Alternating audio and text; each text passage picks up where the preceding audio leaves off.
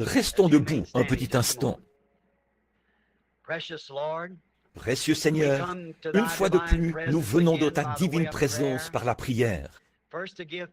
Tout d'abord, pour te rendre grâce de tout ce que tu as fait pour nous et de ce grand amour qui est dans notre cœur pour toi et pour ta parole. Seigneur, ces gens qui sont ici ce soir et que j'aime de tout mon cœur, ils ont fait des sacrifices et sont venus s'asseoir dans cette salle surchauffée et tout, parce qu'ils aiment ta parole. Et ce soir, Seigneur, nous sommes venus prier pour les malades et pour ceux qui ont des besoins. Puisse-t-il n'y avoir aucune personne faible parmi nous à la fin de cette réunion. Récompense-les pour leur fidélité, Seigneur. Parle-nous par ta parole et fortifie-nous, Seigneur, alors que nous allons de l'avant en portant l'opprobre. Quel privilège de pouvoir le faire. Nous le demandons au nom de Jésus. Amen. Vous pouvez vous asseoir.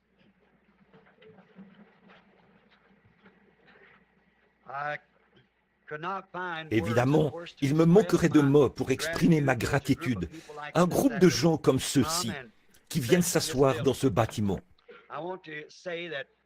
Je tiens à dire que demain, ou que nous irons à Topeka, dans le Kansas, pour la prochaine série de réunions, qui s'achèvera le dimanche suivant. Et ensuite, nous partirons de là pour Philadelphie.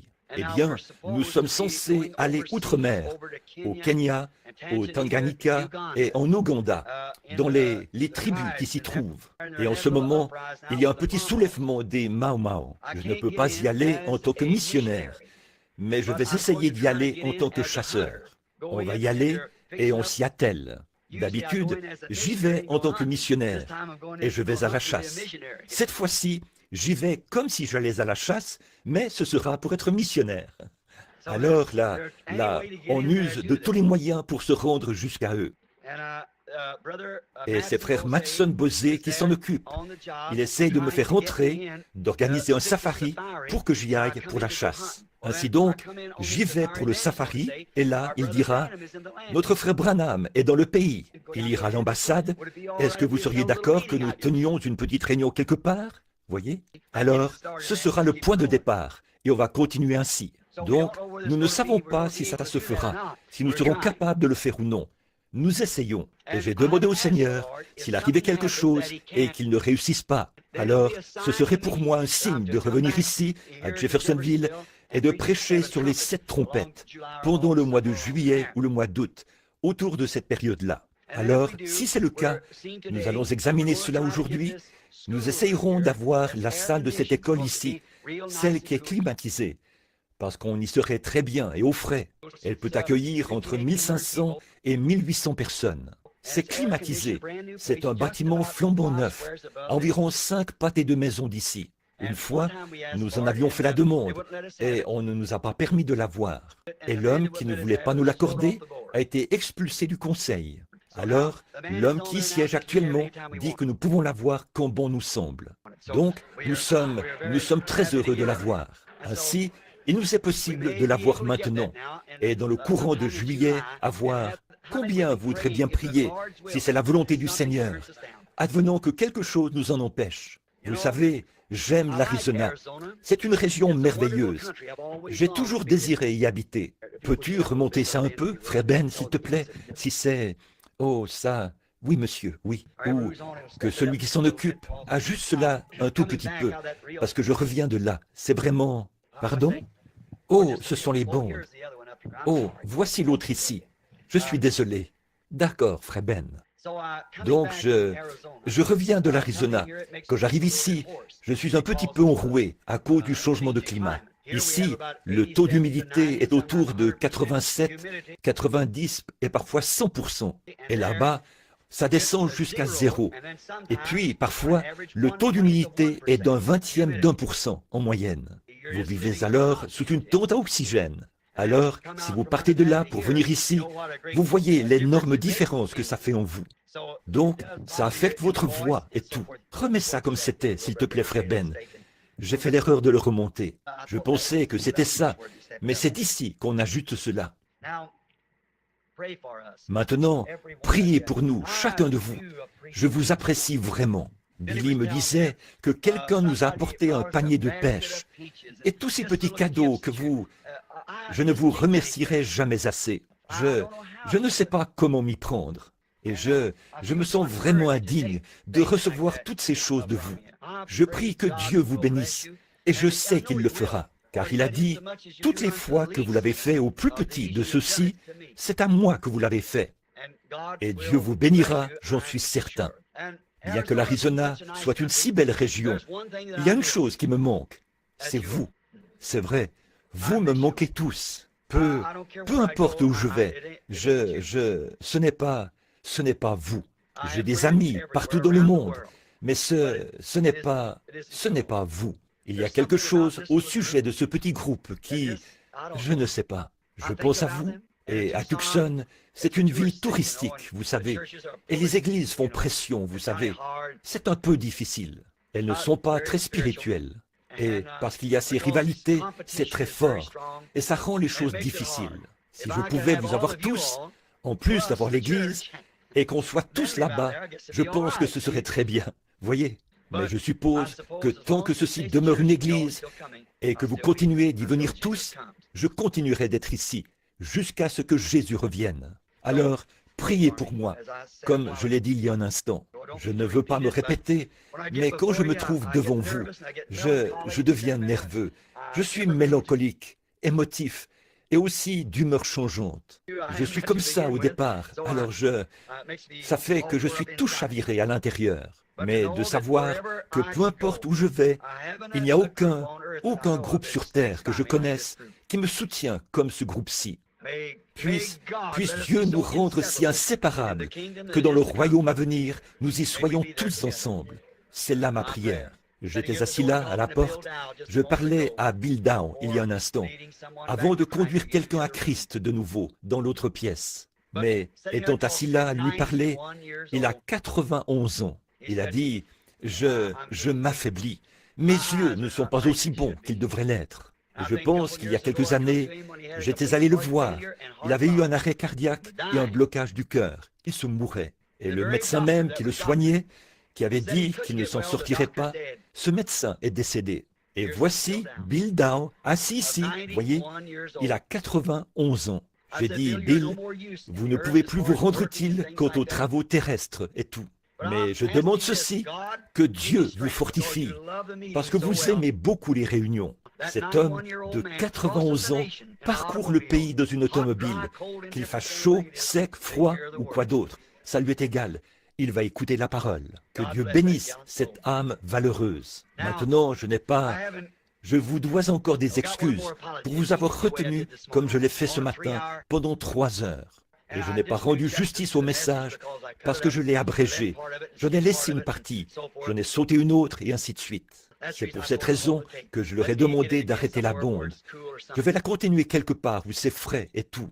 Et je sentais la présence de l'Esprit. Mais je vous regardais et je vous voyais vous éventer. Et je savais que vous aviez chaud. Et ça me fend le cœur. Je ne veux pas que vous souffriez. Je veux que vous soyez confortable. Voyez? Et ça m'accable. C'est pareil quand je vois des malades. Si je ne peux pas avoir de la compassion pour les malades, je ne peux rien faire pour eux. Je dois avoir de la compassion pour eux. Il en est de même avec vous. Je dois avoir de la compassion pour vous. Sinon, je ne peux pas être votre frère. Voyez? Je dois avoir de la compassion pour vous. Et c'est ce que je fais. Dieu sait que c'est vrai. Bon, ce soir, je vais prier pour les malades. Et je veux que ces hommes soient bénis. Frère Collins, Hickerson, Frère Neville, Frère Capps, les administrateurs et tout, pour les merveilleux témoignages que nous avons reçus au sujet de la façon dont vous mettez l'Église en ordre et comment chaque chose est à sa place. Je vous en suis reconnaissant. Que le Seigneur vous bénisse de vous être appliqué à exécuter cet ordre. Et à Tucson, je reçois lettre sur lettre. Frère Branham, ce n'est plus comme c'était. C'est si différent. On ressent tellement la présence bénie de Dieu. Et je suis reconnaissant pour ça. Que le Seigneur vous bénisse à jamais. Alors là, ce soir, je lisais un petit passage ici dans les Écritures pour peut-être en tirer quelques paroles que j'apporterai, ou lire un passage de l'Écriture, et peut-être quelques autres passages de l'Écriture, puis vous parler pendant quelques instants, et ensuite prier pour les malades. Rien que quelques instants, je surveille l'horloge, et je vais tâcher de faire aussi vite que possible. Moi, je trouve que quand un groupe de gens se réunit, sans lire la parole, ou faire quelque chose, comme un peu d'exhortation, la réunion n'est pas complète. Beaucoup d'entre vous ont attendu. Beaucoup d'entre vous ont encore bien des kilomètres à parcourir ce soir. Combien j'admire cela. Et je regarde, je vois chacun et je pense à là-bas, en Arizona. Je me disais, quand je le reverrai, je vais aller tout droit vers lui serrer la main et lui sauter au cou. Et voilà que vous êtes assis ici. Par qui? Par où vais-je? Vous savez, je ne sais pas par qui commencer et par qui, comment m'en sortir. Mais oui, je vous aime. Dieu vous aime aussi. Bon, je pense, si je ne me trompe pas, si je n'ai pas noté le mauvais passage de l'Écriture là, je veux lire dans 1 Corinthiens chapitre 1 à partir du verset 18 et lire aussi 2 Corinthiens 12, 11 pour en prendre un texte. Eh bien, si je peux les trouver rapidement, alors nous lirons, puis nous prierons et nous commencerons sans tarder. Je vais vous parler juste quelques minutes d'un petit sujet. Dans 1 Corinthiens chapitre 1 à partir du verset 18. Car la prédication de la croix est une folie pour ceux qui périssent, mais pour nous qui sommes sauvés, elle est une puissance de Dieu.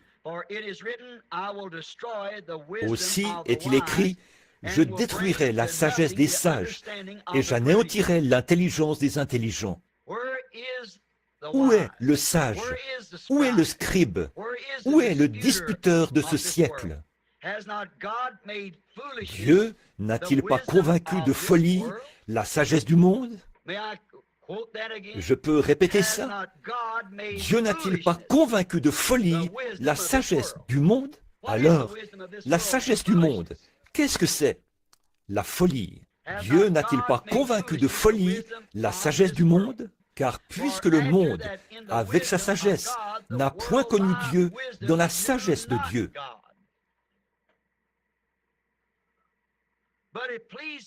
mais il a plu à Dieu de sauver ceux qui ont cru par la folie de la prédication. Est-ce que je peux relire ce verset? Écoutez attentivement. Car puisque le monde, avec sa sagesse, n'a point connu Dieu dans la sagesse de Dieu, il a plu à Dieu de sauver les croyants par la folie de la prédication. Les Juifs demandent des miracles. Les Grecs cherchent la sagesse. Nous prêchons Christ crucifié. Scandale pour les Juifs, folie pour les païens. Mais puissance de Dieu et sagesse de Dieu pour ceux qui sont appelés, tant Juifs que Grecs. Car la folie de Dieu est plus sage que l'homme, et la faiblesse de Dieu est plus forte que l'homme. Et dans 2 Corinthiens chapitre 12, verset 11, c'est Paul qui parle. « J'ai été un insensé. Vous m'y avez contraint. C'est par vous que je devais être recommandé. Car je n'étais inférieur en rien à l'apôtre par excellence. Quoique je ne sois rien, prions. » Seigneur Jésus, ce soir, veuille ajouter à ces quelques paroles qui ont été prononcées autrefois par le grand apôtre Paul, afin qu'en les entendant ce soir et en les appliquant dans notre vie, elles nous soient profitables.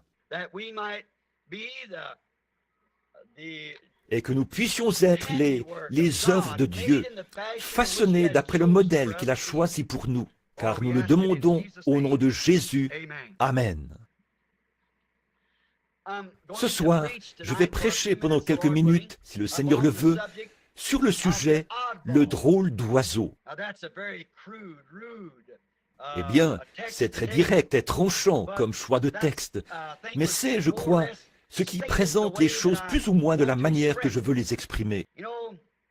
Vous savez, il y a tant de choses de nos jours qui font que les gens deviennent des drôles d'oiseaux, comme on dit. Et cette expression, si quelqu'un ne l'a jamais entendue, Ça veut dire quelqu'un qui est bizarre, quelqu'un qui est étrange aux yeux d'un autre. Et sans doute que beaucoup d'entre nous sont étranges les uns pour les autres. Alors un jour, je me promenais dans les rues de Los Angeles, en Californie, et j'ai vu une personne très étrange, aux agissements étranges. Il marchait dans la rue. Ce n'était pas un gréviste, mais c'était comme s'il faisait sa promenade de l'après-midi, tout simplement. J'ai traversé la rue pour aller voir ce qu'il faisait. Tout le monde se retournait et se moquait de lui, parce qu'il était bizarre. J'ai remarqué qu'il portait une pancarte qui pendait devant lui. Et j'ai pensé aller voir ce qui faisait que tout le monde se moque de cet homme étrange et bizarre. Alors j'avais remarqué que les gens le regardaient et se moquaient de lui. Et lui, au contraire, il semblait avoir une autre sorte de sourire, un sourire de contentement. Les autres sourires que les gens lui faisaient étaient plutôt pour le ridiculiser. Mais lui, il semblait satisfait de ce qu'il faisait. Eh bien, ça donne matière à réflexion, quand quelqu'un est convaincu que ce qu'il fait est juste.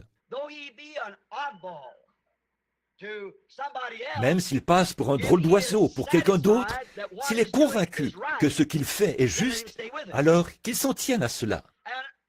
Et comme je m'approchais du jeune homme, j'ai remarqué que sur sa poitrine, sur une pancarte ou un panneau, c'était écrit « Je suis un fou ». Et en bas, il y avait « de Christ ». « Je suis un fou » en grandes lettres. Et tout en bas, c'était écrit « de Christ ». Et tout le monde s'en moquait. Et comme ce jeune homme se frayait un chemin à travers la foule de moqueurs et de ricaneurs, je me suis retourné pour voir ce qu'il y avait dans son dos. Et il y avait un grand point d'interrogation dans son dos. Et tout en bas, ça disait « Et toi, de qui es-tu le fou ?» Eh bien, je me suis dit que là, il avait raison, vous voyez. Mais il semblait satisfait d'être un fou de Christ.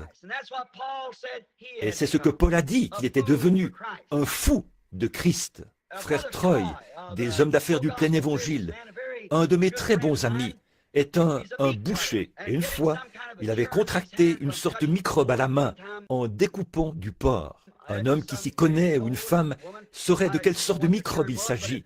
Mais ça vous ronge complètement. Alors, pour lui sauver la vie, ils ont dû lui amputer 3 doigts. Ainsi, il n'a que 2 doigts à une main, mais il continue son travail de boucher. Et il y avait un jeune Allemand qui travaillait avec lui dans une boucherie, là, à Los Angeles. Alors, il essayait constamment de conduire ce jeune Hollandais à Christ. Il disait qu'il était un luthérien et que ça lui convenait très bien. Il était satisfait d'être un chrétien parce qu'il faisait partie de l'église luthérienne, comme il l'avait précisé. Donc, un soir, frère Troy a eu le privilège de l'amener à l'église. Il s'appelait Henri, et Henri, en allemand, c'est Heinrich. On l'appelait donc Heini. Vous avez entendu cette appellation-là. Il a dit, « Heini, ça te dirait d'aller à l'église avec moi ce soir ?» Eh bien, a-t-il dit, « Je crois que j'irai. » Il est donc allé à une réunion à l'ancienne mode, où ils avaient une réunion de prière. Et il a été tellement repris dans sa conscience qu'il a donné son cœur à Christ. Oh, le lendemain, ce jeune Hollandais se réjouissait. De temps à autre, il marchait dans le bâtiment, les mains en l'air, en disant « Que Dieu soit loué! Merci Seigneur Jésus !» Et il a attiré l'attention de tous, de tout le monde. Vous voyez, il est devenu un drôle d'oiseau pour toute l'équipe de bouchers. Il se mettait à découper de la viande, là, il se mettait à penser au Seigneur et il se mettait à pleurer. Il déposait le couteau, faisait des va-et-vient dans les allées, pas comme un hystérique, mais juste dans un élan d'amour pour Christ, en disant « Oh, comme je t'aime, Jésus !» Vous savez, en faisant les 100 pas. Le patron est arrivé et l'a vu agir ainsi. Il a vu aller marcher en pleurant. Le patron, il n'avait même pas remarqué la présence du patron. Il pensait à Jésus. Il s'est mis à marcher, les mains en l'air, les larmes coulaient sur ses joues. Et il disait « Oh Dieu, comme je t'aime !» Et le patron lui a dit « Heini, qu'est-ce qui a bien pu t'arriver ?» Il a dit Tout le monde dans l'équipe en parle. Qu'est-ce qui a bien pu t'arriver, Heini? Le jeune Hollandais a répondu, « Oh, patron, il a dit, gloire à Dieu, j'ai été sauvé. » Il a dit, « Tu as été quoi ?» Il a dit, « J'ai été sauvé. » Il a ajouté, « Je suis allé avec frère Troy à une petite mission près d'ici, et j'ai été sauvé. Jésus est venu dans mon cœur, et je suis tellement rempli d'amour. » Il lui a dit, « Tu as dû aller parmi cette bande de cinglés. » Là, frère Branham utilise le mot anglais « nat », qui signifie à la fois écrou, mais aussi au figuré cinglé. Il a répondu, oui. Il a dit, gloire à Dieu. Il a dit, merci mon Dieu pour les cinglés. Il a dit, vous savez, prenez une automobile qui circule sur la route et retirez-en tous les écrous, les cinglés. Il ne vous reste plus qu'un tas de ferraille. Eh bien, je ne sais pas, mais il me semble que le jeune Hollandais avait pas mal raison. Retirer tous les écrous, c'est ce qui maintient la chose en place. Et je pense que parfois, c'est ce qui maintient l'Église en place. C'est ce qui maintient la civilisation en place. Bon, il y a quelques jours, je revenais d'une visite à Prescott. J'observais le désert et j'ai remarqué qu'au-delà de Phoenix, ils ont les jardins japonais. Et il s'y trouvait des fleurs, de jolies fleurs. Or, là-bas, quand j'étais jeune, je conduisais le bétail partout dans ces endroits-là. Il n'y avait pas d'herbe, donc le bétail ne se nourrissait que de fruits de cactus, c'est tout. Et là, j'ai remarqué qu'il y a eu une sorte de reproduction adaptée au désert. Au désert, on voit des cactus et des fleurs. Et chez moi, là-bas, ou plutôt la maison que nous louons, Sœur Larson, je crois qu'elle était ici ce matin, je l'ai vue. Elle a un parterre de fleurs à l'extérieur de la maison, un peu de terre. Il n'y a que du sable là-bas. Alors, elle a mis un peu de terre dans un grand parterre de fleurs de chaque côté de la maison jumelée. Et chaque matin, je dois sortir pour arroser ces fleurs. Si je ne les arrose pas, elles vont mourir.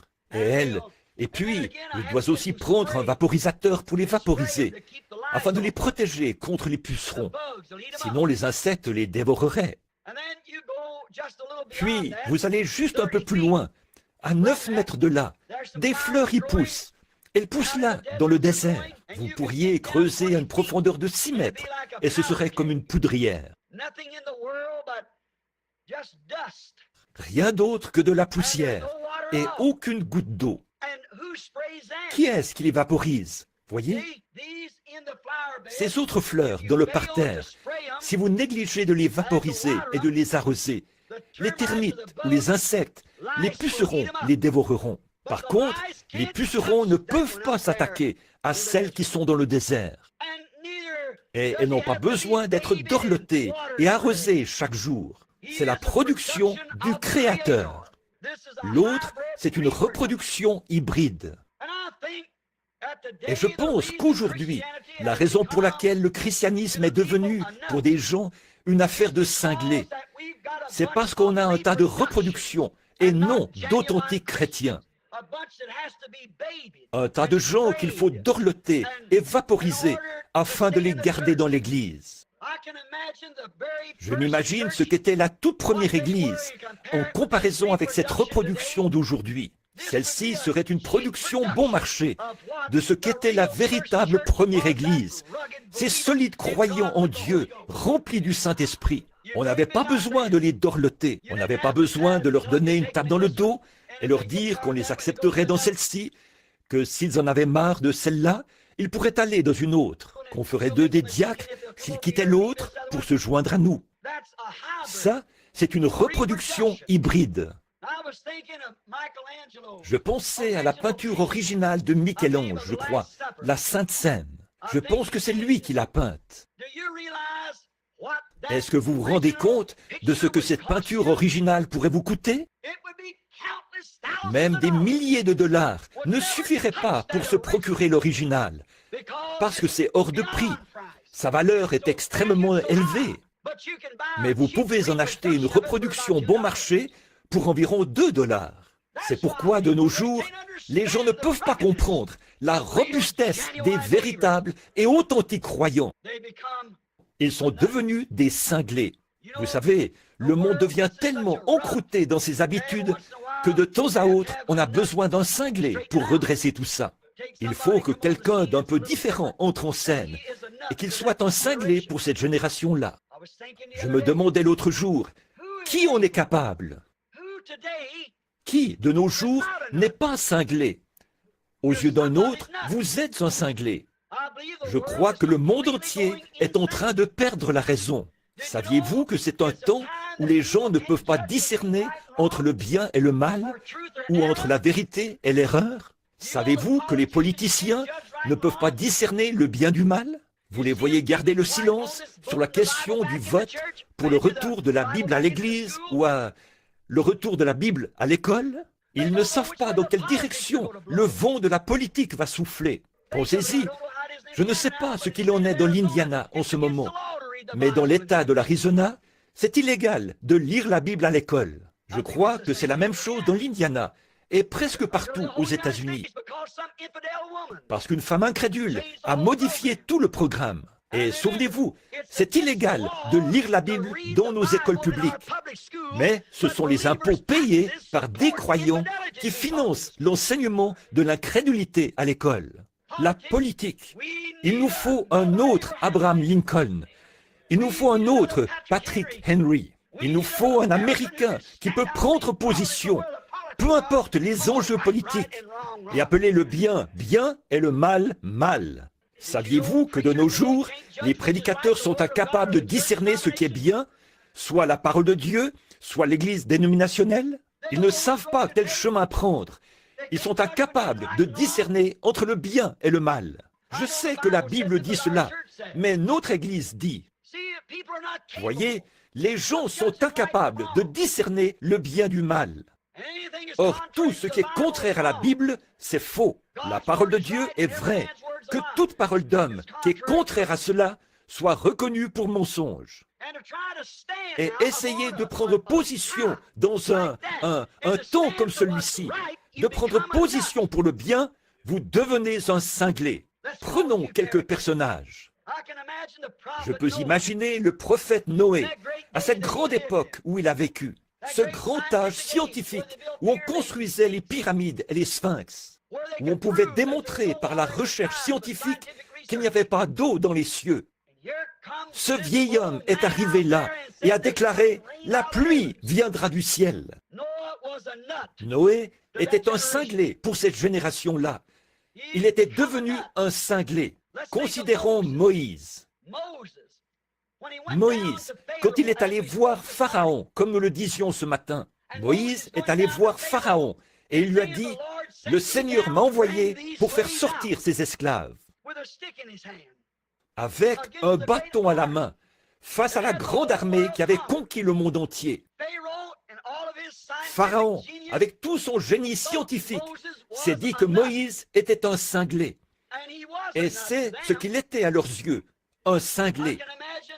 Je peux imaginer le prophète Élie, en sa grande époque, un âge formidable de la mode, où Akab et Jézabel dirigeaient le monde, pour ainsi dire, à cette époque-là. Tous les vêtements et les accessoires de mode que Jézabel voulait porter. Et comment elle avait convaincu toutes les femmes de se vêtir comme elle, son maquillage et tout, sa mise, sa manière d'être habillée. Et quand un vieux détraqué, comme Élie, est entré en scène pour s'opposer à toute la nation, pour Akab, c'était un cinglé. C'est vrai. Amos, le prophète, quand il est arrivé en Samarie, à l'époque où la Samarie était comme Hollywood aujourd'hui, avec ses femmes dans les rues, leur habillement, même des adultères qui se commettaient en public, leur mauvaise conduite et leur manière de vivre là-bas, permettant aux hommes, ce qui se passe sous vos yeux de nos jours, c'est pratiquement commettre un adultère en public. Je suis allé à un certain endroit l'autre soir pour chercher quelque chose à manger. Et il y avait là de jeunes garçons et de jeunes filles qui s'enlaçaient et s'embrassaient comme je ne sais quoi. Et savez-vous, ma jeune sœur, que ça, c'est un adultère potentiel? Quand un homme vous embrasse, Il a potentiellement commis un adultère avec vous. Vous ne devriez jamais le laisser vous embrasser jusqu'à ce que vous soyez mariés. Car les glandes, qu'il s'agisse des glandes mâles ou des glandes femelles, se trouvent dans les lèvres. Comprenez-vous? Et lorsque les glandes, mâles et femelles, s'unissent, peu importe où vous le faites, vous avez potentiellement commis un adultère. Vous ne devriez pas laisser un garçon vous embrasser tant que le voile n'a pas été levé de votre visage et que vous êtes devenu sa femme. Ne faites pas ça. C'est commettre un adultère. C'est mélanger les glandes mâles et femelles. Pourquoi un homme n'embrasse-t-il pas un homme? Ou une femme n'embrasse-t-elle pas une femme sur les lèvres? Parce que les glandes ne se croisent pas. Les enfants naissent par le croisement des glandes. Donc, encore une fois, c'est pratiquement l'adultère en public, partout. Regardez ce qu'on montre à l'écran et tout. Ces caresses et ces mauvaises conduites. Pas étonnant que l'immoralité soit à la hausse. Comment peuvent-ils agir ainsi? S'exciter à force d'embrasser ces femmes sur la bouche, sachant que c'est de l'adultère. Dieu ne vous le pardonnera pas, à moins de vous repentir. Et là, quand il est arrivé, ce grand prophète, Amos, il est connu comme l'un des prophètes mineurs, parce qu'il y a très peu d'écrits à son sujet. Mais il avait la parole du Seigneur. Il a jeté un coup d'œil sur cette ville. Tout s'adonnait. Dans les parcs, des hommes étaient assis avec leurs bras autour des femmes, et des femmes avec leurs bras autour des hommes. Tout simplement une Hollywood moderne. Et il a parcouru cette ville en leur disant « Repentez-vous, sinon vous périrez ». C'était un cinglé. Il s'était pratiquement déclaré fou à leurs yeux. Jean-Baptiste, quand il est entré en scène pour les dénominations religieuses de cette époque, c'était un cinglé. Il avait la possibilité de devenir sacrificateur, de suivre les traces de son père. Mais il a refusé de le faire, parce que Dieu l'avait tenu à l'écart de ses credos et de ses dénominations, parce que son travail était trop important. C'est lui qui allait annoncer la venue du Messie. Et comme il n'avait rien à faire avec les pharisiens, les sadducéens et tous les autres, il a rejeté tous ces groupes de gens. Et il leur a dit, ne vous mettez pas à dire, nous avons Abraham pour père, car je vous déclare que de ces pierres, Dieu peut susciter des enfants à Abraham. Pour le monde religieux de son époque, c'était un cinglé. C'est vrai. Puis Jésus est entré en scène. Pour les gens religieux de son époque, il était lui aussi un cinglé. En effet, il disait, « Tu es un Samaritain, tu as perdu la tête, tu es dingue. » Autrement dit, un fou. Voilà ce qu'il était aux yeux des gens. Votre Seigneur est sauveur. Rien d'étonnant pour Paul, formé par Gamaliel, pour être sacrificateur, avec la possibilité de devenir un jour souverain sacrificateur. Alors qu'il était en route pour Damas, il a été frappé par une lumière surnaturelle. Il a levé les yeux, lui qui était juif et qui savait que c'était cette colonne de feu qui avait conduit son peuple. Il a dit, « Seigneur, qui es-tu » Et il a répondu, « Je suis Jésus. » Et lorsqu'il a renoncé à son instruction, il a renoncé à toute la théologie qu'il avait apprise dans les écoles pour devenir un prédicateur de rue ordinaire. C'était un cinglé. Il a dit, « Je suis devenu un insensé. » Et les gens pensaient qu'il était fou, qu'il avait perdu la raison. Il a dit à Festus, « Je ne suis pas fou. » Il venait de connaître le Seigneur. Cependant, connaître le Seigneur au sein d'un groupe religieux, j'espère que vous ne manquerez pas ceci. Connaître Jésus de nos jours au sein d'un groupe religieux fait de vous un cinglé. Ça n'a pas changé. Je pourrais m'étendre longtemps là-dessus, mais je veux me dépêcher à cause de la ligne de prière. Martin Luther, ce jeune prêtre allemand, qui un jour tenait en main l'Eucharistie, il l'a jeté sur les marches et a dit, « Ceci n'est pas le corps de Jésus-Christ. Ce n'est que du pain qu'on a fait cuire là-bas. » Puis il a déclaré, « Le juste vivra par la foi. » Pour l'Église catholique, c'était un cinglé. On aurait pu l'assassiner pour ça, mais c'était un cinglé et ils l'ont simplement laissé tranquille. Mais pour cette génération-là, il était devenu un cinglé. John Wesley, à l'époque où l'immoralité battait son plein en Angleterre. Là, si le réveil wesleyen n'était pas entré en scène, le monde entier était corrompu. Il y avait de l'immoralité partout. Et l'église anglicane s'était tellement éloignée qu'il n'y avait plus de réveil, dont la pensée était calviniste. Et John Wesley est entré en scène avec la parole de la sanctification pour nettoyer cette immoralité.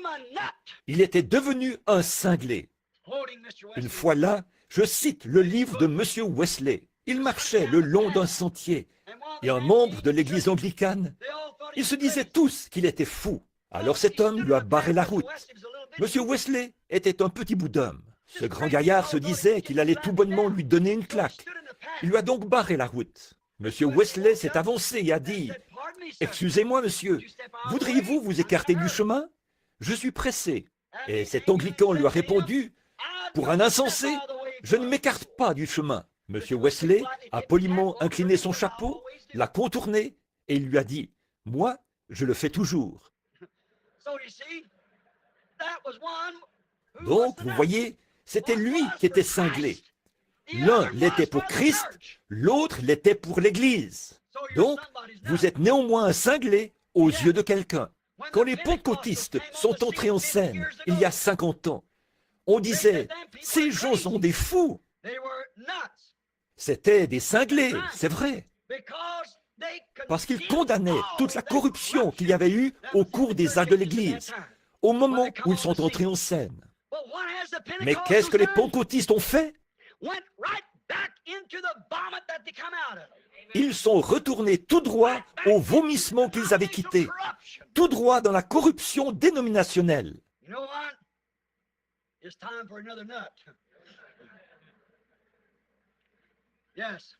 Vous savez quoi? Il est temps d'avoir un autre cinglé. Oui, il est temps d'en avoir un autre, c'est vrai.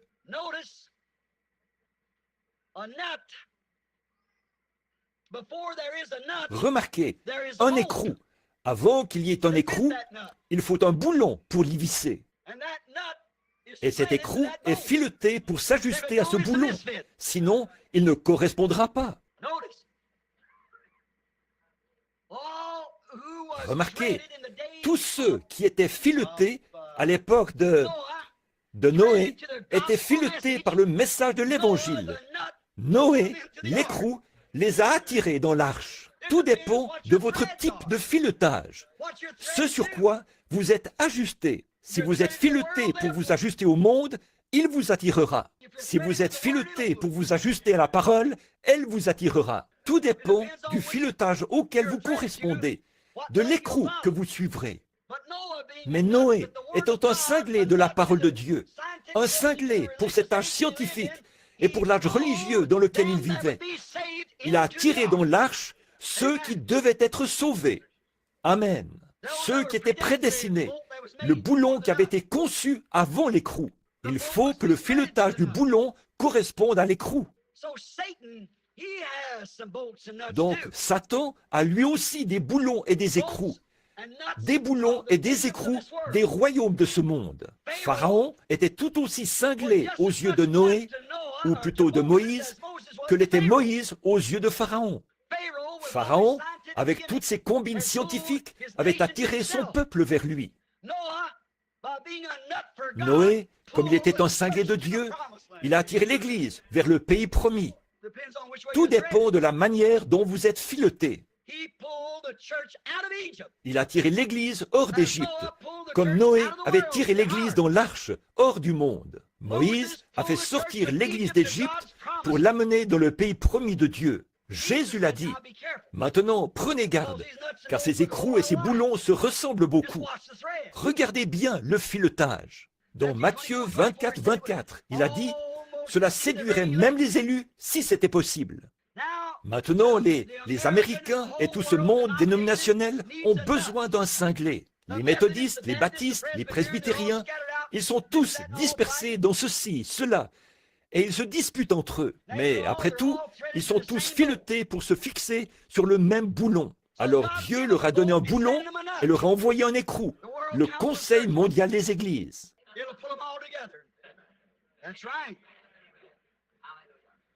Ça va les rassembler tous, c'est vrai. Certainement qu'il le fera. Le Conseil mondial, c'est ça qui va les rassembler. Vous savez, c'est arrivé ici, il n'y a pas longtemps. Toute chose qui arrive, toute cause, a sa raison d'être. Les femmes veulent se déshabiller. Elles voulaient porter des shorts. Et elles voulaient continuer d'être membres d'église. Elles voulaient porter tous ces kinis ou le nom que vous donnez à ça. Elles veulent faire ça tout en étant membres d'église. Elles veulent pousser des cris, s'époumoner et danser, adorer. C'est une façon d'adorer. Maintenant, si j'avais le temps, je vous le prouverais. C'est un culte des démons, de danser de cette façon et de faire ces choses. Je peux vous le prouver dans les pays païens. Ils voulaient adorer et maintenir leur témoignage, tout en restant membres d'église. Alors Dieu leur a donné un cinglé, 2 ou 3. Un qui s'appelle Elvis Presley, un autre Pat Boone, puis Ernie Ford. Ils peuvent chanter des cantiques et tout le reste, et prétendre néanmoins qu'ils sont chrétiens. Ce sont des écrous. Ils ne sont pas filetés pour la parole, c'est vrai. Bon, j'ai dit que j'allais finir dans une demi-heure, et mon temps est écoulé. Mais écoutez, le monde veut un écrou. Le diable s'assure qu'il l'est. Ils sont déjà filetés pour cela. Mais alors que le monde est en train d'être fileté pour un écrou, il y a un peuple qu'on appelle l'épouse. Elle aussi est filetée. Aussi sûr que je me tiens ici, Dieu leur enverra un écrou qui tirera l'épouse hors de ce chaos pour l'amener dans la présence de Dieu. Ce sera un écrou fileté par la parole.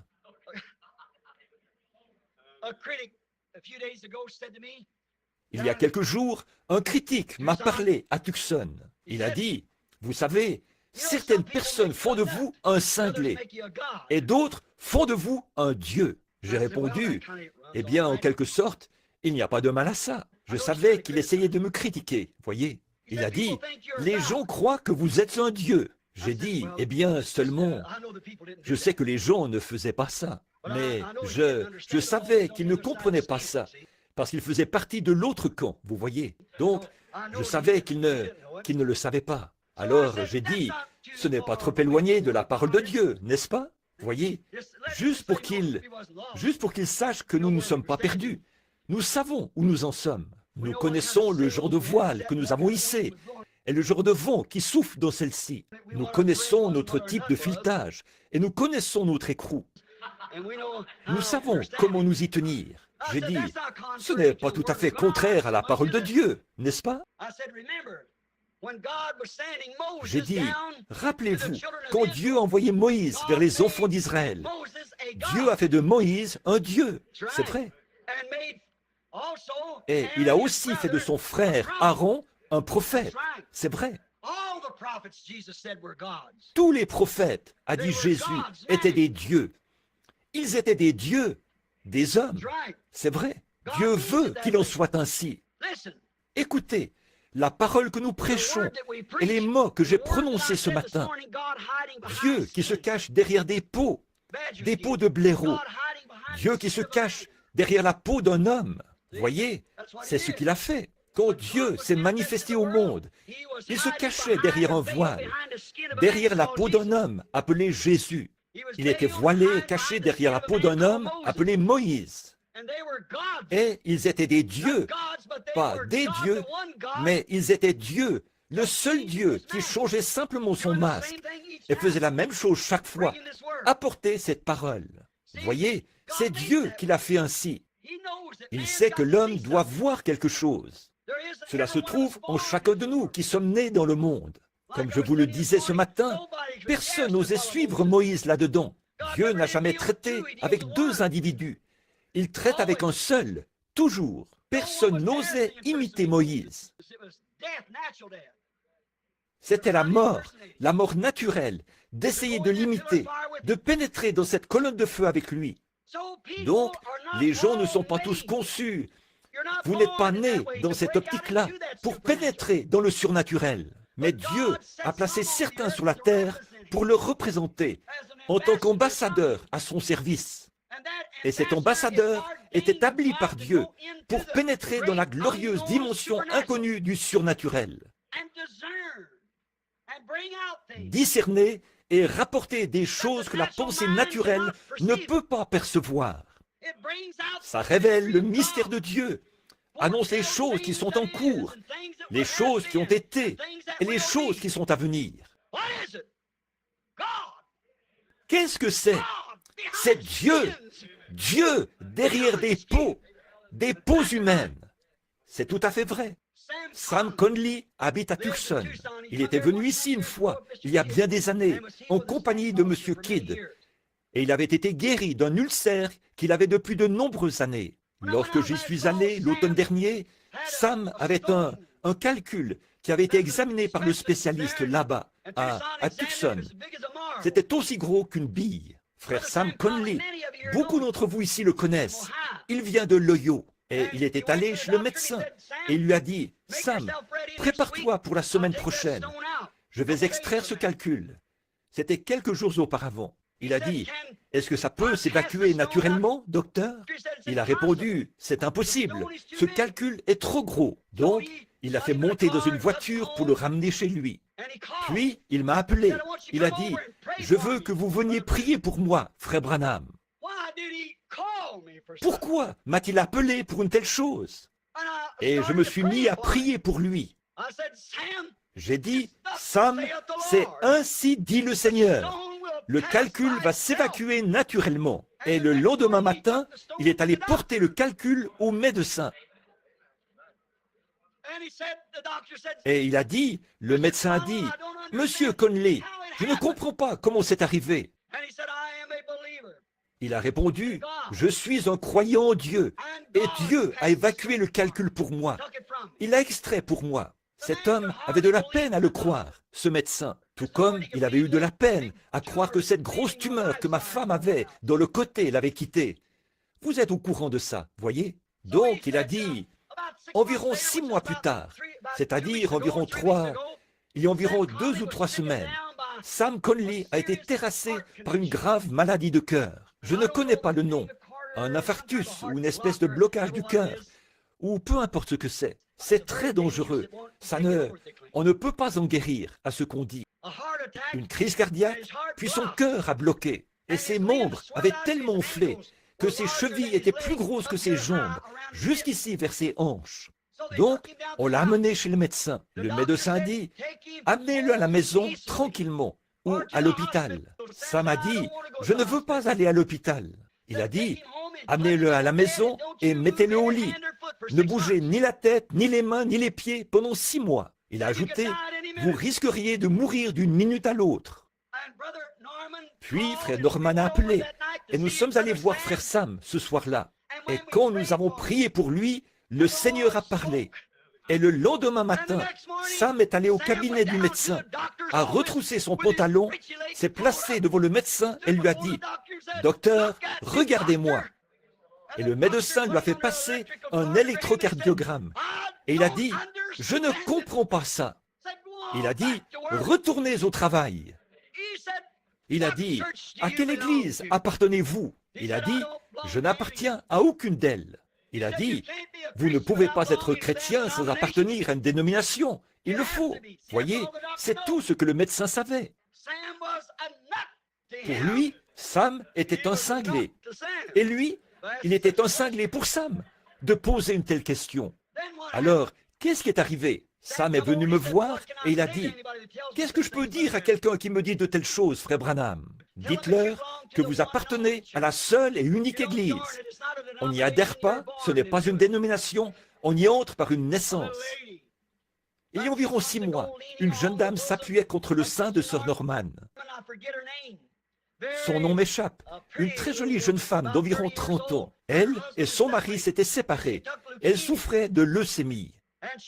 Elle était dans un état tel qu'elle n'arrivait pratiquement plus à se déplacer. Finalement, les choses ont empiré au point que les médecins ont dû l'aliter. Et les médecins lui rendaient visite en attendant que sa dernière heure arrive. Ils lui donnaient jusqu'au mercredi suivant. Elle devait mourir au plus tard le mercredi. Et d'une façon ou d'une autre, Madame Norman l'a fait sortir du lit et l'a amenée. Et elle devait la maintenir assise dans une chaise. Et comme la jeune femme était assise là, se balançant d'avant en arrière, aussi grisonnante qu'elle pouvait l'être, le teint jaune, à cause du cancer, de la leucémie. J'ai dit, eh bien, je peux prier pour vous, ma sœur. Et elle essayait de parler, les larmes aux yeux. Elle a dit, je lui ai dit, êtes-vous chrétienne? Elle a répondu, je suis méthodiste. J'ai dit, je vous ai demandé si vous étiez chrétienne. Elle a dit, voulez-vous dire si j'appartiens à l'église chrétienne?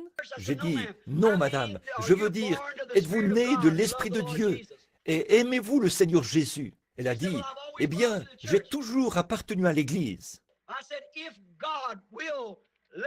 J'ai dit, si Dieu vous laisse vivre, me promettez-vous que vous reviendrez me voir pour que je vous montre le chemin du Seigneur plus clairement? Elle a dit, je promets à Dieu n'importe quoi, s'il épargne ma vie, je le servirai. Au même instant, une vision est apparue.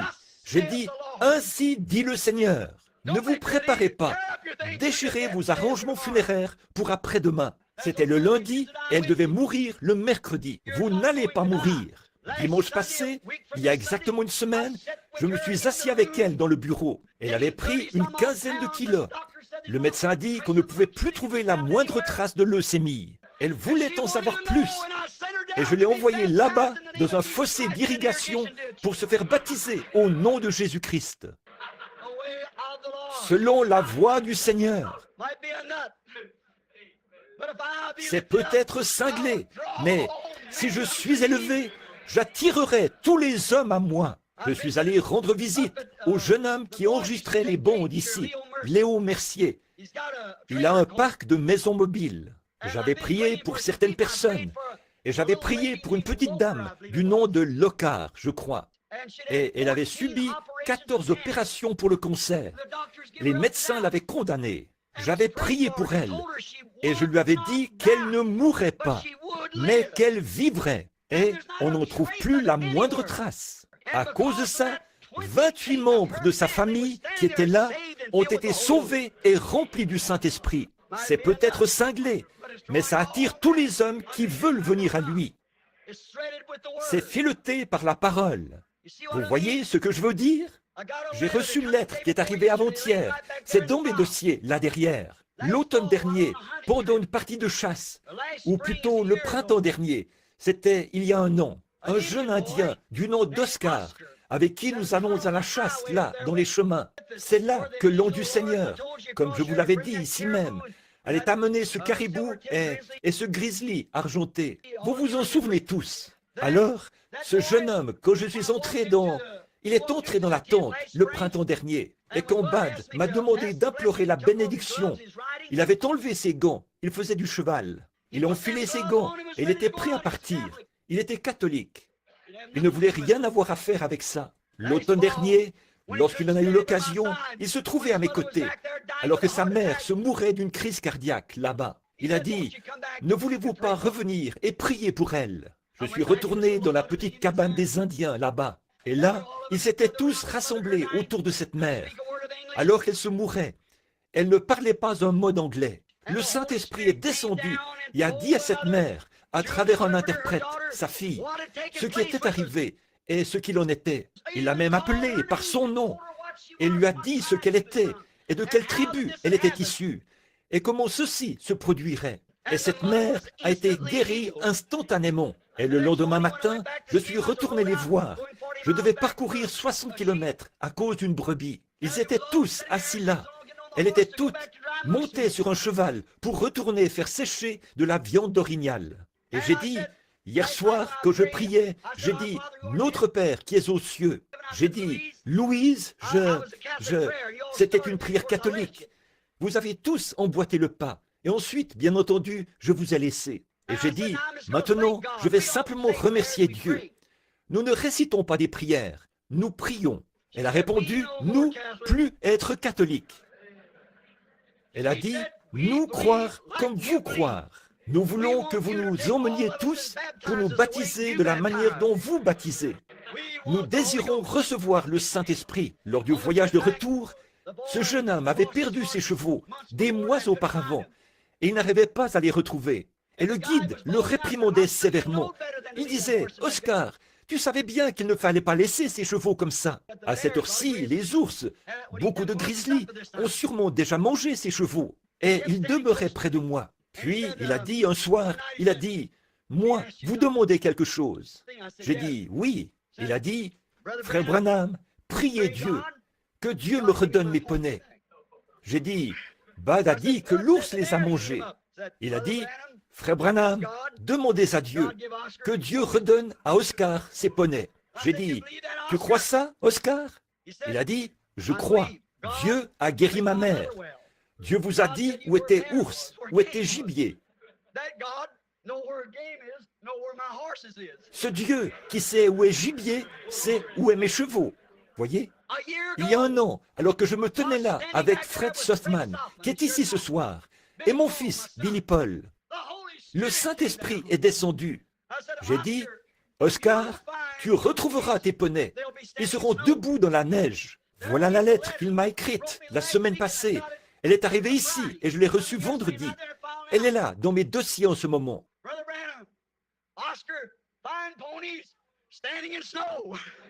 Frère Branham, Oscar retrouvé poney debout dans la neige. Comment ils ont survécu? Personne ne le sait. Là, ce garçon, en cette période de l'année, en juin, il y a tellement de neige qu'il en reste encore 6 ou 9 mètres autour d'eux. Comment ont-ils pu passer tout l'hiver là, dans ce canyon? Oscar pouvait se rendre jusqu'à eux en raquette, mais naturellement, il ne pouvait pas mettre de raquette au poney. Mais il les a retrouvés selon la parole du Seigneur. Ça peut avoir l'air cinglé. Croyez-y juste une fois. Tout dépend de votre type de filetage. Alors, ça ne peut pas être fileté par une dénomination. Ça ne peut qu'être fileté par la parole. Mais il y a des personnes dans le monde qui croient cette parole. Il faudra un cinglé pour faire partir d'ici cette épouse filetée. Car l'épouse et l'époux sont un. Dieu est unique et la parole est Dieu. Il faut que ce soit fileté par la parole et cela fera sortir l'épouse de ces dénominations. Oui, il voulait me critiquer. Vous savez, ça me rappelle ce dont je parlais ce matin. Dieu qui se cache derrière des peaux, la peau humaine. Une petite histoire, et ensuite je termine. Je regrette de vous avoir retenu ici pour environ 45 minutes déjà.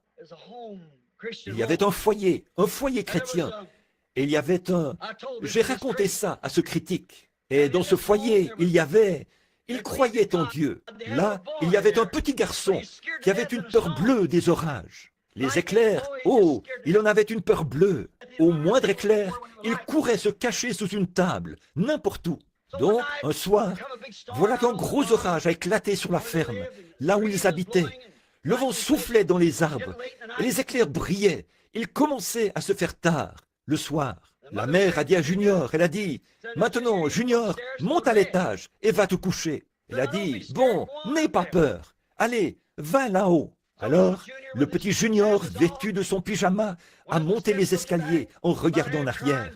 Il était au bord des larmes. Il s'est couché, a essayé de dormir, la tête enfouie sous la couverture.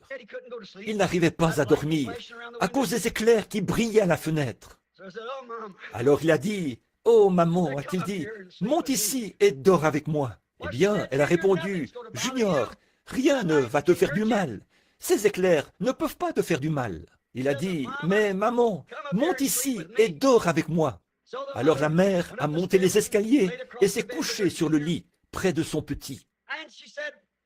Et elle a dit, « Junior, mon petit garçon, maman veut te dire quelque chose. » Elle a dit, « Junior, nous sommes une famille chrétienne. Nous croyons en Dieu et nous croyons que Dieu nous protège dans les orages. Nous croyons ça. Et nous croyons que Dieu prend soin des siens. » Et elle a ajouté, « Je veux que tu crois ça, Junior. Voilà, n'aie pas peur. Dieu est avec nous et il nous protégera. » Junior a sangloté pendant quelques instants. Il a dit, « Maman, Moi aussi, je crois ça. Il a dit, mais quand les éclairs sont si près de la fenêtre, je veux toucher le Dieu qui est recouvert de peau. Or, je crois que beaucoup parmi nous, les adultes, pensent la même chose. Le Dieu qui est recouvert de peau, le Dieu qui est recouvert de peau, ça peut avoir l'air cinglé aux yeux du monde, mais c'est en train d'attirer tous les hommes à lui. Prions. Père Céleste, comme c'est le cas pour ces petites histoires, ces expériences, parfois, elles arrivent pour une raison. Et elles sont, même si elles semblent tronchantes, nous les comprenons néanmoins dans le langage qui s'applique au contexte. Alors, Seigneur, ce soir, nous te remercions de ce que Dieu lui-même puisse habiter en nous. Nous sommes reconnaissants pour l'expiation qui a été faite, pour le sang du juste, Jésus, lui qui était la plénitude de Dieu, la plénitude de la divinité corporellement, et qui a donné sa précieuse vie. Elle ne lui a pas été ravie, mais c'est volontairement qu'il l'a donnée, afin que nous puissions le savourer dans la plénitude de sa présence, dans la gloire de la Shekinah où il a vécu, de sorte que nos âmes soient sanctifiées par ce sang et que le glorieux Saint-Esprit lui-même puisse vivre en nous. Nous devenons alors des docteurs, des prophètes, et ainsi de suite, pour les gens, pour ceux, Seigneur, qui sont dans le besoin, des dons de Dieu. Dieu lui-même qui manifeste et fait rayonner les grands dons de Dieu au cours de cet âge moderne. Et cette expression qui manque de délicatesse, Seigneur, être cinglé. Nous savons qu'en ce temps-ci, c'est peut-être ce qu'il faut, alors que le monde devient encrouté dans ses habitudes, comme c'est le cas pour l'Église aujourd'hui. On ne fait qu'adhérer à de nouvelles églises et à de nouvelles dénominations. Un homme qui s'avance avec la parole passe pour un cinglé, un fou. C'est comme le grand apôtre Paul, qui avait reçu une formation de théologien, de sacrificateur. Et pourtant il a dit qu'il était devenu un insensé pour la gloire de Dieu. Il avait renoncé à son instruction, afin que les gens puissent écouter ces mots très raffinés. Et il a dit qu'il n'était pas venu avec des paroles enchanteresses et la sagesse des hommes, afin que leur foi ne repose pas là-dessus. Combien l'Église se tourne vers ça aujourd'hui, comme il l'avait prophétisé. Après mon départ, il s'introduira des loups qui n'épargneront pas le troupeau. Mais il a dit qu'il était venu vers eux avec la puissance et les manifestations du Saint-Esprit, afin que leur foi soit en Dieu. Père, il est devenu un insensé aux yeux du monde pour avoir connu Jésus. Et c'est pareil pour nous aujourd'hui, Seigneur. Il y a des gens assis ici qui sont traités de fous parce qu'ils sont prêts à mettre leur confiance en Dieu pour leur guérison, pour leur destination éternelle. Ils mettent leur réputation au jeu en l'adorant. Ils lui rendent grâce, le louent, donnent à leur esprit la liberté d'adorer Dieu. On les traite de fous.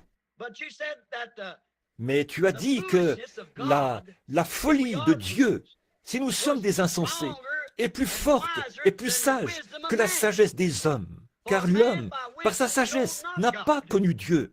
Mais par la folie de la prédication, il a plu à Dieu de sauver ceux qui pouvaient être sauvés.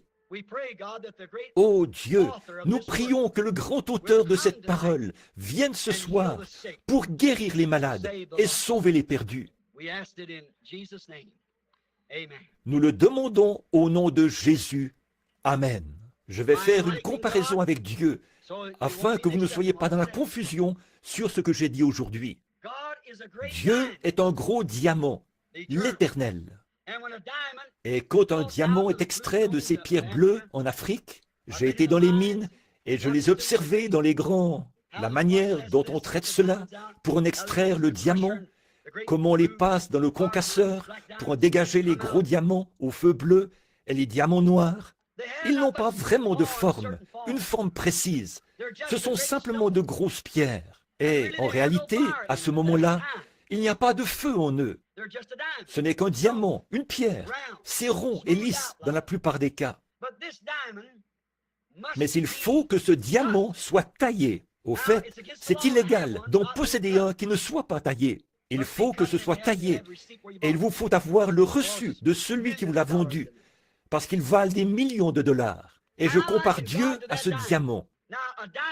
Or, un diamant est taillé de telle sorte qu'il va refléter ce qui le compose, le feu qui se trouve dans le diamant. Et il faut qu'il soit taillé pour ressortir chaque petit prisme, chaque petite facette, les trois angles. Prenez les trois angles d'un diamant, une lumière qui frappe sur ce prisme à base triangulaire fera refléter 7 couleurs. Voyez, ça produira 7 couleurs. Et maintenant, remarquez, Dieu a été blessé pour nos transgressions, brisé pour nos iniquités.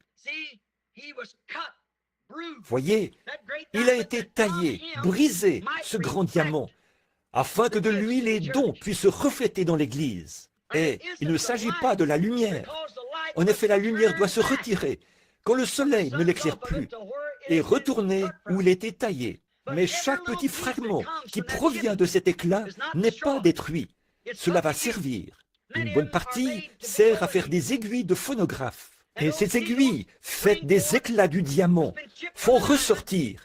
Ce sont elles qui font ressortir la musique qui a été enregistrée sur un disque. J'espère que vous voyez ce que je veux dire. L'éclat qui vient de Christ, le don qui vient de Christ, une fois placé sur la Bible, il annonce aux croyants les mystères cachés de Dieu. Il connaît le secret du cœur. Il connaît chaque personne. Croyez-vous cela? Ce ne serait pas au diamant de dire « Est-ce que vous voyez ce que je suis ?» Son origine s'en charge. Le diamant est un diamant parce qu'il s'est détaché d'un diamant. Et c'est ainsi que sont les dons de l'Esprit en une personne. C'est une partie de ce diamant. Cela est envoyé, c'est descendu et c'est venu sous forme de dons d'interprétation, de prédication, d'enseignement. Il y a 5 dons spirituels. Apôtres, prophètes, docteurs, pasteurs, évangélistes. Et ils servent tous à l'édification du corps de Christ. Et aussi sûr qu'il y a des docteurs, des pasteurs, il doit y avoir des prophètes. Nous le savons. Et nous croyons que Dieu doit être manifesté au dernier jour parmi son peuple, à la semence élue, selon la Bible, sous la forme d'un prophète. C'est tout à fait conforme à la parole. Non pas que l'homme soit Dieu, c'est plutôt le don qui est Dieu. Voyez? Et c'est ça l'aiguille. Or, une épingle ne va pas jouer ce disque correctement. Une aiguille à coudre, ordinaire, ne le fera pas jouer correctement. Par contre, un diamant, c'est ce qu'il y a de mieux. Ce qui fait ressortir le son clairement, c'est une aiguille à pointe de diamant. Puisse Dieu, ce soir, que le disque de votre vie, tout ce qui ne va pas chez vous, tout ce que vous désirez de Dieu,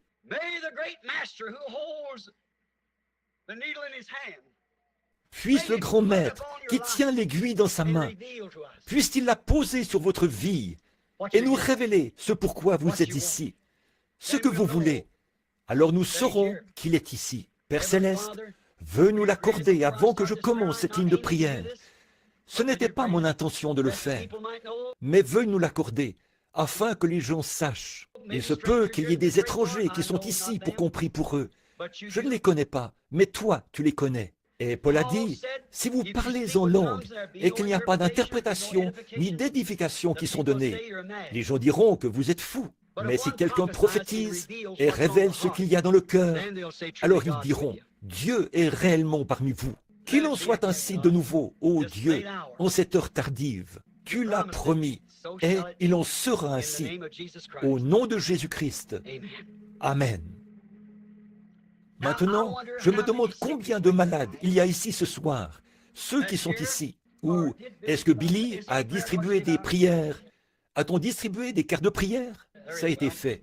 Eh bien, je suppose que chaque malade a reçu une carte de prière. Mais je ne sais pas ce que vous avez écrit dessus. Je crois qu'il vous donne simplement une carte. Vous y écrivez ce que vous voulez. Est-ce que c'est ça? Vous recevez la carte. Vous y inscrivez ce que vous voulez. Je ne vous connais pas. Combien ici savent que je ne vous connais pas? Et pourtant, vous êtes malade. Et vous pourriez dire ceci, ce que je vous ai entendu dire aujourd'hui, Dieu derrière des peaux, Dieu derrière une peau humaine qui se voile. Mais si vous avez des yeux spirituels, vous pourriez les ouvrir et le voir. voir qui il est. Et vous croyez cela. Jésus a dit, celui qui croit en moi, les œuvres que je fais, il les fera aussi. Il en fera davantage, car je m'en vais au Père. Maintenant, si vous croyez de tout votre cœur, combien ici sont malades et savent que je ne vous connais pas, que je ne connais pas ce qui ne va pas chez vous? Levez simplement la main, dites, je suis malade, j'ai un besoin. Combien ont des désirs dans leur cœur? Pas la maladie, mais des désirs. Vous savez ce que je... Très bien. Il n'y a pas une seule personne, à ce que je vois, qui n'a pas levé la main. Maintenant, je ne sais pas. Je connais cet homme qui est assis ici. Je suis sûr que c'est frère James. Et je pense que c'est sœur James. Frère Ben, je le connais.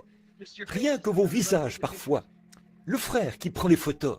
Mais que quelqu'un là au fond, n'importe où, juste, je lance ce défi sur la base de ce message comme je termine. Savez-vous que Dieu a promis que ceci arriverait dans les derniers jours? Il a fait la promesse, voyez? Eh bien, je ne peux pas faire arriver cela. Voyez, je ne peux pas le faire. C'est lui qui doit le faire. C'est lui qui le fait, pas moi. Mais je crois en lui. Sinon, je ne me tiendrai pas ici à vous dire des choses que je ne crois pas. Maintenant, priez et dites, Seigneur Jésus, la Bible m'enseigne que maintenant même, tu es un souverain sacrificateur qui peut être touché par le sentiment de nos infirmités.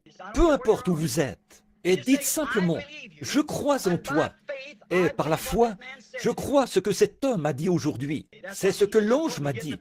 Amène les gens à te croire. Et si c'est la parole de Dieu que j'annonce, il ne s'agit pas de me croire, il s'agit de croire la parole. Si ce n'est pas conforme à la parole, alors n'y croyez pas. Mais si vous croyez que c'est la parole, alors peu importe ce que c'est, priez et croyez. Et voyez s'il peut encore révéler ce qu'il y a dans votre cœur. Et tout le monde sait que la Bible dit que la parole de Dieu est plus tranchante qu'une épée à deux tranchants. Et elle juge les sentiments et les pensées du cœur. C'est comme ça qu'Abraham a su que c'était Dieu. Lorsqu'il a fait savoir ce que Sarah disait, là derrière dans la tente, ce qu'elle pensait, quand il a dit « Je te visiterai ». Et Sarah a pensé dans son cœur « Ce n'est pas possible ». Bon, j'ai dit qu'il est ici pour vous guérir. Qu'en pensez-vous? Si seulement vous pouvez croire. Or, je ne le peux pas. Je n'en ai aucun moyen. Le Père Céleste le sait. Voyez, il faut juste que je le voie. Et ce que je vois, je le dis. Et ce que je ne vois pas, évidemment, je ne peux pas le dire. Mais il est tout autant Dieu. Est-ce que cela augmenterait votre foi s'il le faisait? De prêcher comme ça, c'est comme si cela me déroute un petit peu. Mais il est ici. J'en suis conscient.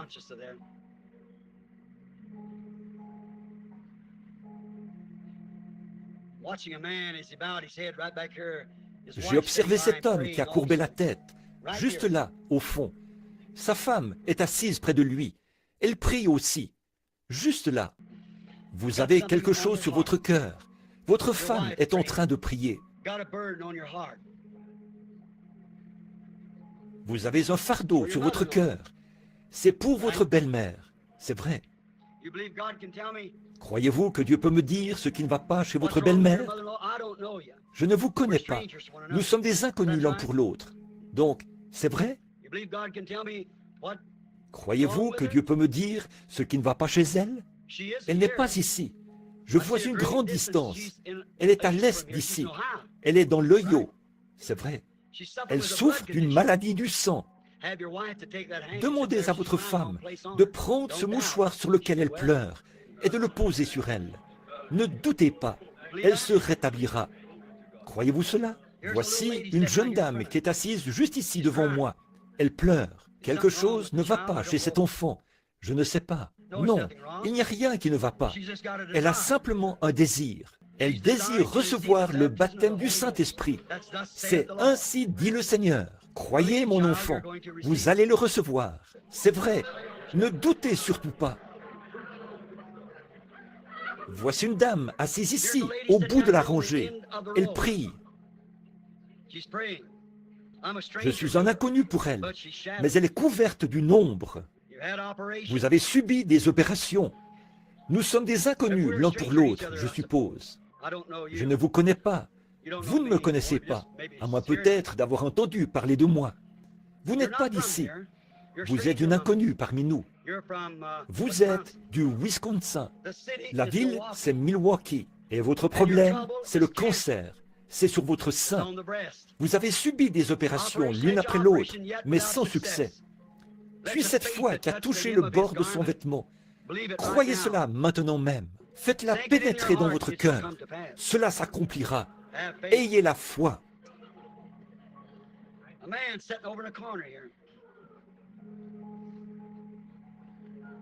Un homme est assis dans ce coin-ci. Il prie pour sa mère. Il m'est inconnu. Je ne le connais pas, mais il prie pour sa mère. Et sa mère a la même chose que cette femme, un cancer. Ou plutôt, elle en a peur, c'est ça. Il y a un homme pour qui vous priez. Et cet homme souffre du dos. Il est aussi, je le vois, en état d'ivresse. C'est un alcoolique. C'est votre frère. Vous n'êtes pas d'ici. Vous êtes de l'Illinois. Croyez-vous que Dieu peut me dire votre nom? Farmer. Pas vrai? Levez la main. Croyez.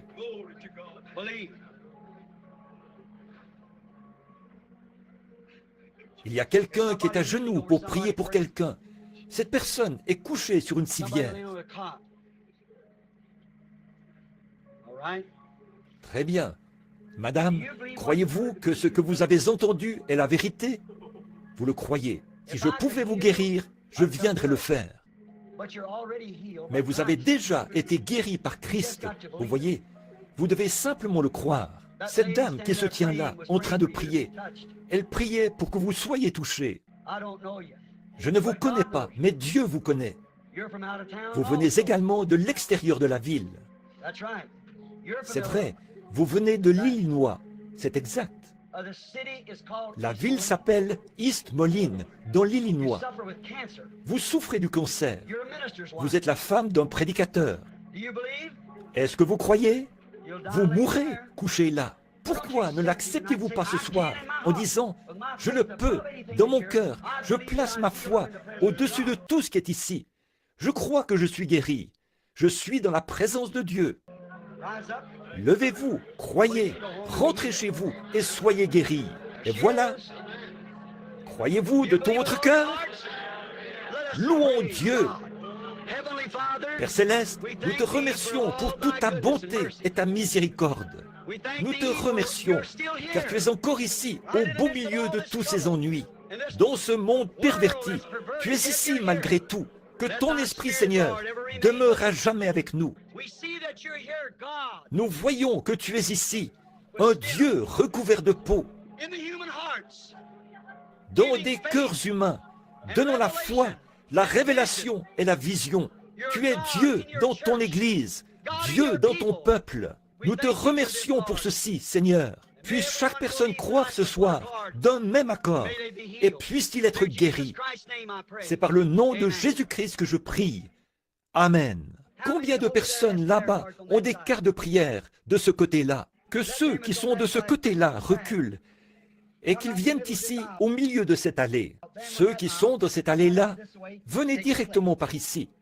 Prenez simplement votre place. Venez directement par ici. Dès que ceux-là auront fini, que cette file rejoigne l'autre côté, que les anciens s'avancent. Frère Roy, que le Seigneur te bénisse. Je ne savais pas que tu étais assis là. Je veux que les diacres de l'Église s'avancent rapidement, s'ils peuvent entrer, peu importe où ils sont. Venez ici pour nous donner un petit coup de main. Je veux que chacun de vous, pour qui on va prier, lève la main et répète ceci après moi. Seigneur, je crois. Viens au secours de mon incrédulité. Je crois que dans ta présence, alors que je suis ta parole, aimé, les mains seront imposées sur moi ce soir. Je vais accepter ma guérison au nom de Jésus. Amen. Que Dieu vous bénisse. Maintenant, regardez, la prière de la foi sauvera le malade. Ils imposeront les mains aux malades et les malades seront guéris. Il a dit à Noé qu'il allait pleuvoir. Je n'ai jamais dit, aussitôt qu'on prie pour vous, vous serez rétablis. Il a dit, ils seront guéris. Il a dit à Noé qu'il allait pleuvoir. Il n'a pas plu pendant 120 ans, mais il a plu. Il a dit à Abraham qu'il allait avoir un bébé de Sarah. Pendant 25 ans, il ne s'est rien passé, mais il l'a eu. Il a dit à Ésaïe qu'une vierge allait concevoir. Pendant 800 ans, il ne s'est rien passé, mais elle a conçu. Est-ce vrai? Il l'a promis. Peu importe combien de temps ça prend, il le fera de toute façon. Croyez cela. Avancez-vous maintenant. Que Frère Capps dirige les chants. Tu vas t'occuper de ceux qui ont des cartes. Maintenant, que tout le monde soit en prière. Notre Père Céleste, nous allons obéir à tes commandements en imposant les mains à ces malades. Je ne sais pas ce que tu pourrais faire d'autre, Seigneur, car tu as dit dans ta parole que tu as acquis leur guérison. Tu as prouvé que tu es ici avec nous ce soir, par la parole qui peut discerner les pensées qu'il y a dans le cœur. Tu l'as prouvé que tu es parmi nous. Et je te prie, Père, de rendre ta parole, qui ne peut pas faillir, tellement réelle pour chaque cœur. Toi qui as dit, si vous pouvez croire cela, de ne pas douter, mais de croire cela. Dites à cette montagne, ôte-toi de là, et ne doutez pas, mais croyez que cela arrivera. Il n'a pas dit quand. À la Pentecôte, tu as dit aux gens d'aller attendre là-haut. Tu n'as jamais indiqué l'heure, ni le jour. Tu as dit, jusqu'à ce que, maintenant, ils viennent pour accepter leur guérison. Puissent-ils ne penser à rien d'autre que le fait qu'ils sont guéris, jusqu'à ce que vienne leur délivrance. Nous t'obéissons en leur imposant les mains en tant que croyants. Au nom de Jésus-Christ. Amen. Très bien. Approchez-vous maintenant. Vous êtes guéris. Que Dieu vous bénisse. Allez-y, c'est bien. Tout est possible. Crois seulement. Crois seulement. Crois seulement. Seigneur Jésus, je prie maintenant pour ces mouchoirs. Au nom de Jésus-Christ. Amen. Je me demande si nous pourrions changer ces paroles. Maintenant, je crois. C'est maintenant que je crois.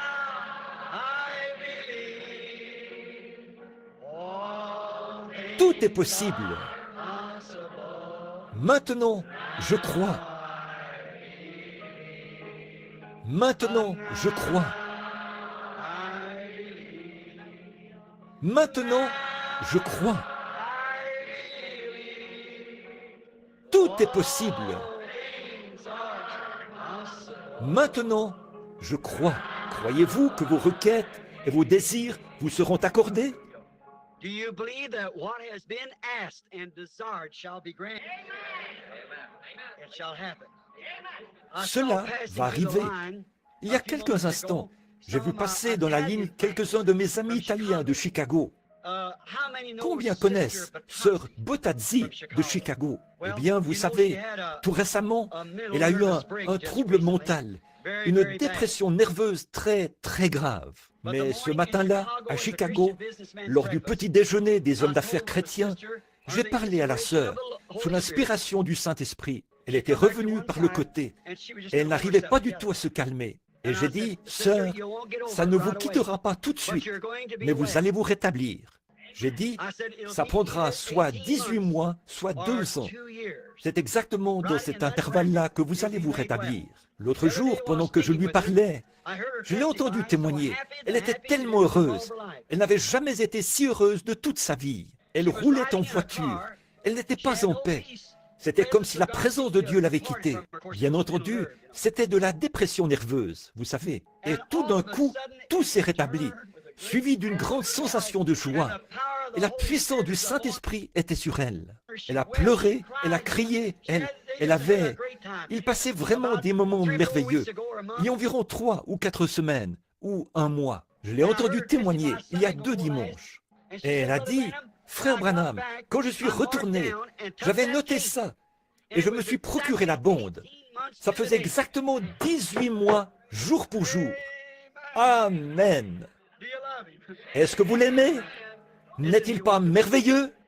Maintenant, c'est ce même Saint-Esprit qui a pu prédire avec exactitude, sans faillir une seule fois, pendant toutes ces années. Et aujourd'hui, par sa parole, il a essayé de vous dévoiler que Dieu n'est pas un objet très éloigné ou quelque chose d'historique. Il est vivant, au temps présent. Sa parole se manifeste et se cache derrière un voile humain dans son Église, se révèle par votre foi et par ma foi, unis ensemble, quand nous nous rassemblons pour former une entité de Dieu. Je ne peux rien faire sans vous. Vous ne pouvez rien faire sans moi. Nul ne peut faire quoi que ce soit sans Dieu. Donc, tous ensemble, cela forme une entité, une connexion. Dieu m'a envoyé dans ce but. Vous croyez cela? Et voilà, ça arrive. C'est exactement ça, voyez, parfaitement confirmé. Peu importe ce qui ne va pas chez vous, ce que n'importe qui a dit. Si de tout votre cœur, vous croyez que vous allez vous rétablir, rien ne pourra jamais l'arrêter. C'est ce qu'il a dit. Et il a dit, les cieux et la terre passeront, mais ma parole ne faillira pas. Croyez-vous cela? Combien prieront pour moi, pour la prochaine série de réunions où j'irai? Je suis celui qui a besoin de prière. Voyez, tout le monde m'a rejeté, voyez, sauf vous. Et pourtant, il y a une semence là-dehors. J'ai envoyé une lettre en Afrique du Sud. Ils ne veulent pas me laisser venir, à moins que je signe un document stipulant que je baptiserai tout le monde 3 fois d'un côté, une fois pour le Père, une fois pour le Fils et une fois pour le Saint-Esprit, vers l'avant, et que de l'autre côté, je baptiserai vers l'arrière, une fois pour le Père, et que j'enseignerai que c'est ça la doctrine. Je leur ai écrit une lettre. J'ai dit, le Saint-Esprit essaie de me faire revenir en Afrique ces dernières années. Il veut utiliser mon ministère là-bas, où 30 000 personnes ont accepté Christ en un après-midi. J'ai dit, souvenez-vous que le sang de ces âmes retombera sur vous et non sur moi. J'ai offert de venir, mais vous n'en voulez pas. Je me demande ce qu'il en sera en ce jour, alors que Jésus, le Fils de Dieu, a été mis hors de l'Église et que la parole a été rejetée. Mais malgré tout cela, il continue de se faire connaître à son peuple. N'en êtes-vous pas reconnaissant? Et ce soir, je suis passé leur imposer les mains à des femmes âgées, des jeunes, des vieux, des jeunes hommes âgés, tout trempés de sueur comme je le suis. J'ai pensé, ils sont assis là à écouter cette parole que le reste du monde considère comme de la folie. Voyez, ils sont le boulon, voyez. Dieu est ici pour le fileter, afin de vous dégager de la maladie. C'est une promesse de la parole. Souvenez-vous bien de ceci. Ça va commencer à se resserrer. Je les attirerai. Si je suis élevé, je les attirerai. Il va vous dégager de cela, assurément. Croyez-le tout simplement. Ayez foi en lui. Ne doutez pas de lui. Croyez-le. Priez pour moi. Quand vous n'aurez personne d'autre pour qui prier, pensez à moi. Alors, jusqu'à ce que nous nous revoyions. Réunis, merci d'être venus d'aussi loin. Que Dieu vous protège alors que vous rentrez chez vous. Réunis, saluez tous les chrétiens. Saluez-les de la part de ce groupe qui est ici. Que la paix de Dieu repose sur vous. Shalom. Dieu soit avec vous. Jusqu'à ce jour.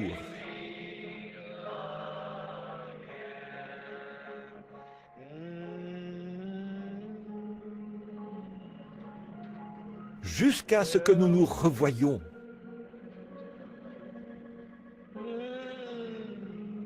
Aux pieds de Jésus. Jusqu'à ce que nous nous revoyions.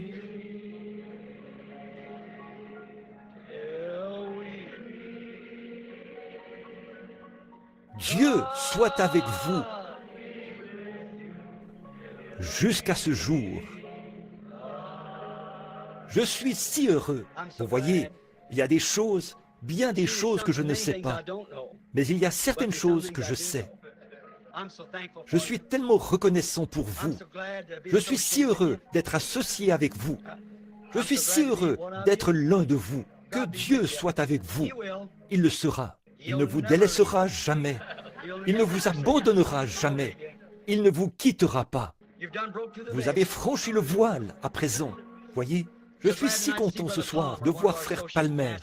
C'est l'un de nos pasteurs associés ici. Il vient de la Géorgie. Frère Junior Jackson est quelque part dans le bâtiment, dans un coin à l'arrière. Nous sommes contents de la voir. Frère Don Raddle est assis ici. Oh, il y en a tellement. Je ne sais pas si j'ai oublié quelqu'un. Frère Ben Bryant est ici. Et beaucoup d'autres sont ici, de bons frères. Willard Collins, nous sommes si contents de vous avoir tous ici. Je me demande si nous pouvons nous lever juste un instant maintenant. Courbons la tête maintenant, jusqu'à ce que nous nous revoyions.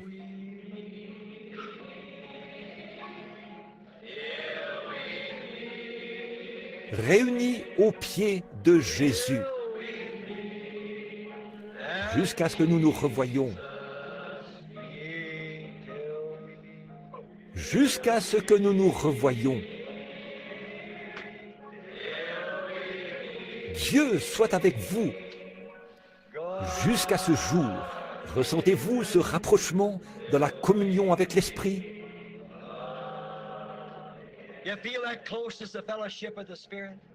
Fredonnons cela. J'ai remarqué que frère McKinney de l'Ohio est avec nous. Frère John Martin est son frère. Nous sommes si contents de vous avoir tous. Il se peut que je ne vous vois même pas, mes frères. Il vous connaît jusqu'à ce que nous nous revoyions. Puisse mon cœur et le vôtre être unis au cœur de Dieu jusqu'à ce que nous nous revoyions.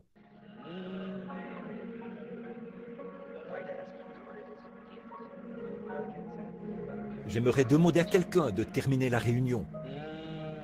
Alors que nous courbons maintenant la tête pour prier, nous essayons de faire savoir à chaque ministre que nous sommes contents qu'il soit ici. Tous les laïcs, vous, les gens du Tennessee, de l'Ohio et d'un bout à l'autre du pays. Les femmes que j'ai rencontrées là-bas aujourd'hui ont fait tout le trajet depuis Boston. Nos frères de couleur qui viennent du même endroit étaient ici ce matin. Il y en a tellement qui sont venus de différentes régions du pays. Je vous remercie, mes chers et fidèles amis. Que Dieu soit avec vous. Je vous appelle mes amis. Est-ce que vous vous souvenez de ce que Jésus a dit à ce sujet? Un ami est encore plus proche qu'un frère. Eh oui, alors que nous courbons la tête maintenant, jusqu'à ce que nous nous rencontrions de nouveau dans quelques jours, que Dieu soit avec vous. Je vais demander à notre bon et fidèle frère, frère Richard Blair, s'il veut bien terminer la réunion par un mot de prière. Frère Blair.